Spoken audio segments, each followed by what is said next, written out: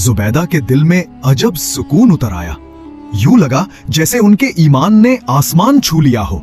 उसी रात खलीफा हारून रशीद ने एक अजीब ख्वाब देखा। चमकते हुए महल्लात, जमुर्रद व याकुत के सुतून और एक दरवाजे पर लिखा था, ये जन्नत जुबैदा खातून की है। ख्वाब से बेदार होकर वो हैरान रह गए। फौरन जुबैदा के पास गए और पूछा, ये ख्वाब क्या कहता है? जुबैदा ने सारा वाकया सुनाया। हारून रशीद ने कहा, कभी मुझे भी उनसे मिलवा देना।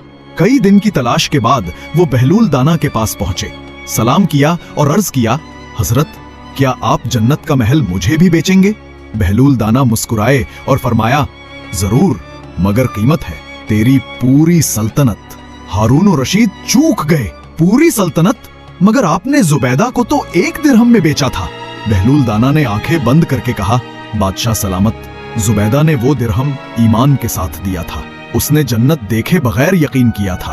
और याद रखो, जन्नत की असल कीमत दिरहम और दिनार नहीं, बल्कि ईमाने बिलगैब है, यानी वो यकीन जो नजर के बगैर दिल में होता है।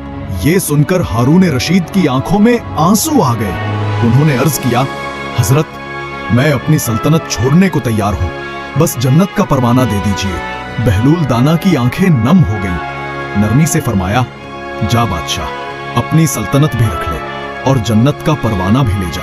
अल्लाह तेरे दिल के यकीन को कबूल करे। कहानी खत्म नहीं हुई दोस्त। ये सबक छोड़ गई कि जन्नत की कीमत माल में नहीं बल्कि यकीन में है। 1 दिरहम ईमान के साथ दिया जाए तो वो भी जन्नत खरीद लेता है।